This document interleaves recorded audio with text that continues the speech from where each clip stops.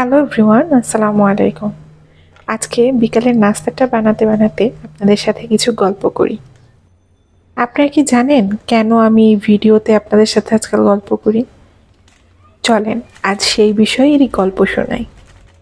আমি যে ভীষণ চঞ্চল মেয়ে তা কিন্তু কেউ বলেনি কখনো, কিন্তু আমি কথা বলতে খুব পছন্দ করতাম শুরু থেকেই, আগে থেকেই।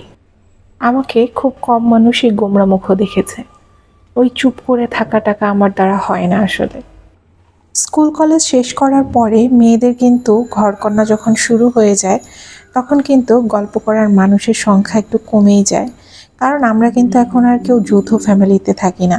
সবারই যার যার ছোট ছোট ফ্যামিলি, নিউক্লিয়ার ফ্যামিলিতে বসবাস আমাদের। যখন চট্টগ্রামে ছিলাম তখনকার সময়টা আমার ছিল একরকম। ছোটবেলায় আমার স্কুল শেষ করে এসেই আমি খেলতে বাহিরে চলে যেতাম। বান্ধবীদের সাথে প্রচুর খেলাধুলা করতাম, দৌড়াদৌড়ি, লাফালাফি, ঝাপাঝাপি সব কিছু করতাম। তারপর তাদের সাথেই যত গল্প করা করতাম। আর স্কুলের ক্লাসে বসে তো গল্প আছেই।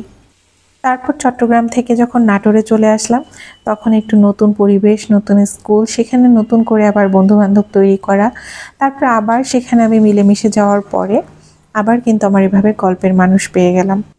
তারপর কলেজ শেষ করলাম। কলেজে আমি মেসে ছিলাম। কলেজে যখন পড়ি তখন তো বেশ মজার জীবন কেটেছে। মেসের মধ্যে আমরা যখন তখন বান্ধবীদের সাথে বসে বসে গল্প করতাম, আড্ডা মারতাম। ভীষণ মজার দিন ছিল সেগুলো। অনার্স মাস্টার শেষ করে তারপর চাকরিতে ঢুকলাম। সেই চাকরিতে যেও অনেক ভালো ভালো মানুষের সম্মুখীন হই, যাদের সাথে গল্প করে আমার সারা দিন কেটে যেত।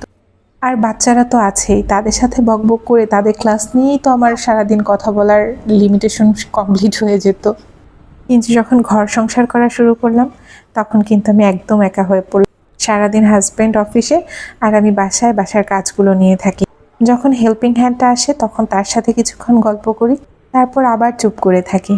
তাই কিন্তু আপনাদের সাথে এত গল্প করি। আপনারা আবার কিছু মনে করবেন না যেন।